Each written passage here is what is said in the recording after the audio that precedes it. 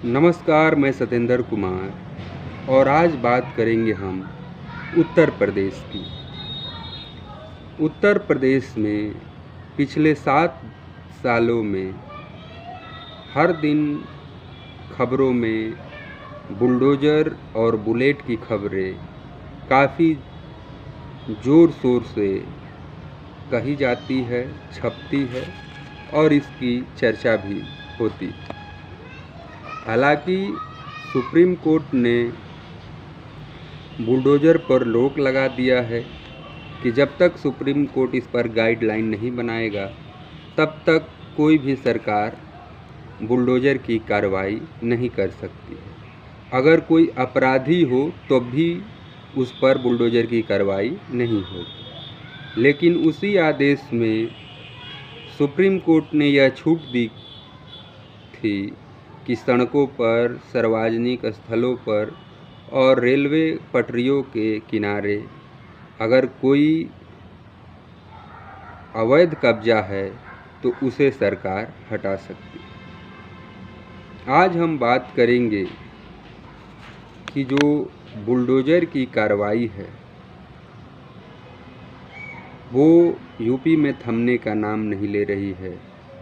पिछले 10 दिनों में 2 बड़ी कार्रवाई हुई। एक तो बहराइच की कार्रवाई हुई, वो तो हाई कोर्ट का आदेश था। लेकिन दूसरी जो कार्रवाई हुई है वो लोकसभा फर्रुखाबाद के विधानसभा अमृतपुर के ग्राम उखरा में मोदी सरकार के अमृतकाल में 23 यादव परिवारों की मकान को बुलडोज़र से मिट्टी में मिला दिया गया। अब इस बरसात के मौसम में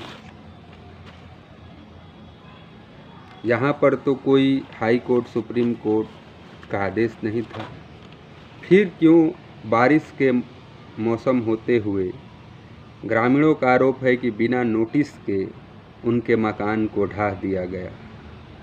आखिर वो कहाँ जाएंगे? ये सारे घर 1990 के आसपास गांव के उस समय के जो प्रधान थे उनके इजाज़त दिया था कि आप इस ज़मीन पर घर बना लें, क्योंकि वो ज़मीन जो है वो ग्राम समाज की बंजर ज़मीन थी और वहाँ पर प्रधान के कहने पर लोगों ने अपना घर बनाया और 1990 से वहाँ पर रह रहे थे। जितनी भी मकानें हैं आप टीवी चैनलों के माध्यम से देखे होंगे या देखिए, सब साधारण तरह की मकानें हैं। कितने का तो प्लास्टर भी नहीं है, कितने में दरवाज़ा खिड़कियाँ नहीं हैं। और उन गरीबों का मकान जो पिछले 34 सालों से वहाँ रह रहे हैं,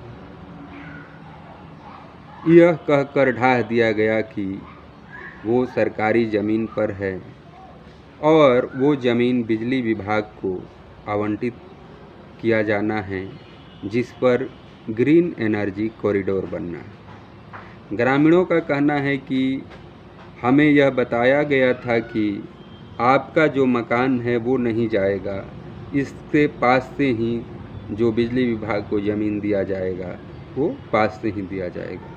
तो फिर आखिर ये क्यों उनके घर ढाहे गए?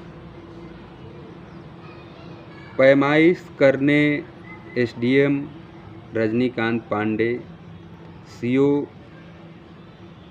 अजय वर्मा और तहसीलदार श्रद्धा पांडे शनिवार को पुलिस बल और बुलडोज़र लेकर मौके पर पहुंची।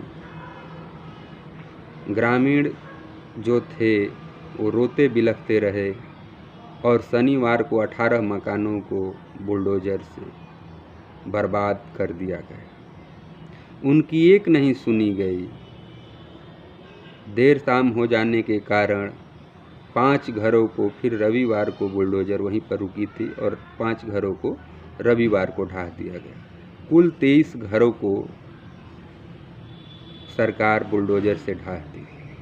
एक तरफ प्रधानमंत्री मोदी कहते हैं कि हम गरीबों को मकान देंगे, दूसरी तरफ यूपी सरकार गरीबों से मकान छीनने का रिकॉर्ड बना रही है कि 7 सालों में कितने मकानों को अवैध कहकर बुलडोज़र से समतल कर दिया गया। आखिर वो जो कब्जा होते हैं उन पर किसकी लापरवाही से कोई ज़मीन सरकारी कब्जा कर लेता है? क्या किन्हीं अधिकारियों के मिलीभगत के कारण ये होते हैं? क्या उन अधिकारियों पर आज तक आपने कोई कार्रवाई होते हुए देखा है? नहीं देखा है ना।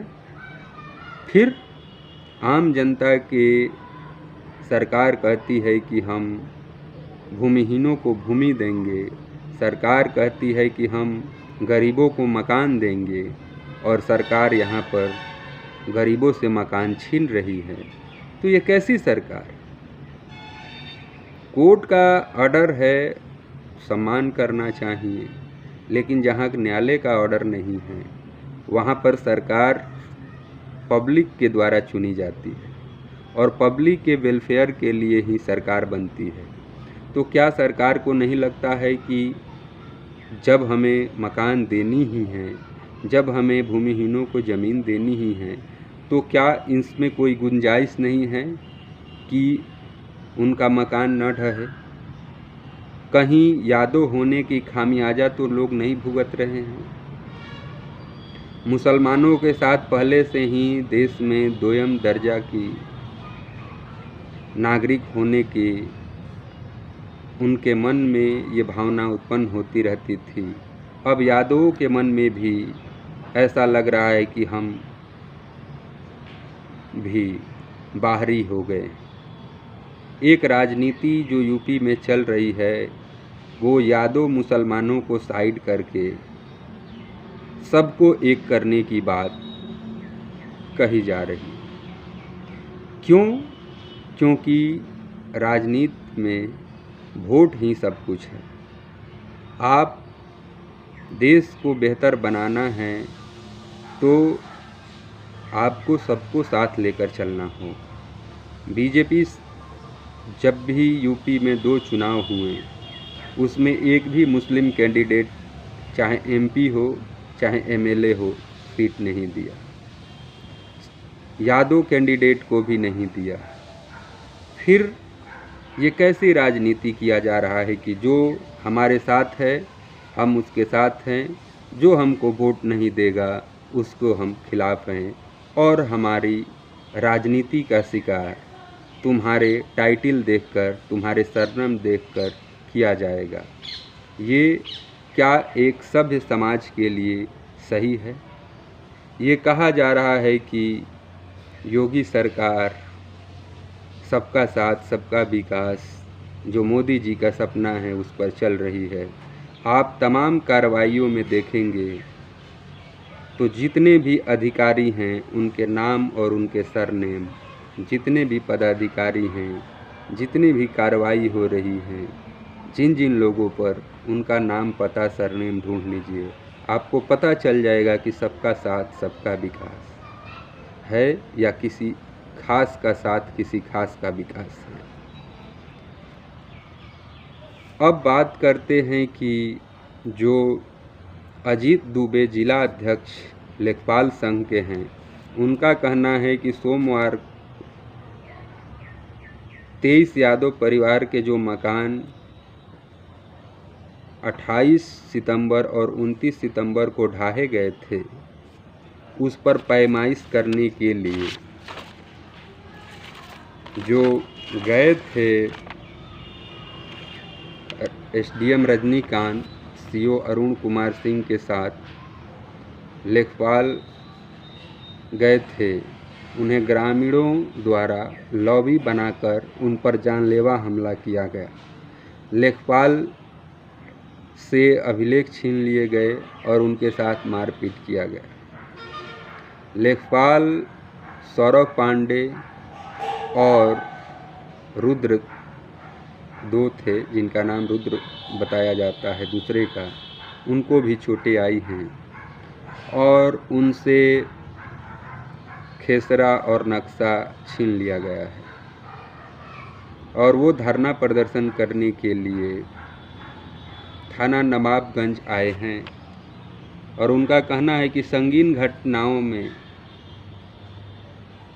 हुआ है उनके लेखपालों के साथ और सरकार को संगीन धाराओं में उन पर एफआईआर करना चाहिए। जब तक एफआईआर नहीं होगा तब तक वो थाने से जाएंगे नहीं। ऐसे भी मीडिया में खबरें चल रही है कि 25 से 30 लोगों पर एफआईआर दर्ज की जा चुकी है। अब बताइए, जिसका घर ढा दिया गया उसी पर आरोप लगाया जा रहा है कि लेखपाल के साथ मारपीट किया जा रहा है। एसडीएम के और सीओ की मौजूदगी में 10-15 लोग कैसे किसी के साथ मारपीट कर लेंगे। एक एसडीएम जाएंगे तो उनके साथ 2-4-5 बॉडीगार्ड जाएंगे, एक ड्राइवर जाएगा, सीओ साहब जाएंगे उनके साथ भी ड्राइवर बॉडीगार्ड होगा, 2-4 लेखपाल हैं, तो इतने लोगों के बीच कैसे कोई मारापीटी कर ले। तो राजनीति को किस जगह पर ले जाया जा रहा है। एक तो गरीबों का मकान ढा दिया गया, दूसरे लेखपालों से थाने का घेराव करके धरना प्रदर्शन कराया गया कि उनको एफआईआर में नाम दर्ज कराइए, और जिसका मकान ढहा उसी को अभियुक्त बनाकर अब उस पर मुकदमा चलेगा।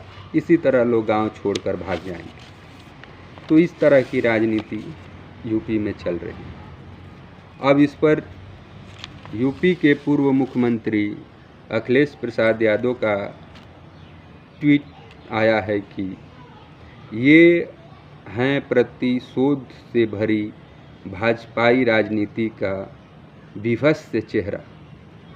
भाजपा बसे बसाए घरों को गिराकर सुख पाती है। जिन्होंने अपने घर नहीं बसाए, पता नहीं वो दूसरों के घर गिराकर किस बात का बदला लेते हैं।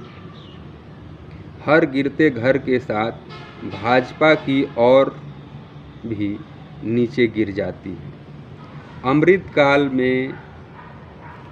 अमृतकाल के सूचनार्थ आज लोकसभा फर्रुखाबाद के विधानसभा अमृतपुर के ग्राम उखरा में सालों से बसे 25 गरीब परिवारों के घरों पर बुलडोजर चलाकर न जाने कितने बड़े बूढ़े, बीमार बच्चों, माताओं, बहनों, बेटियों को भरी बरसात में बेघर किया गया।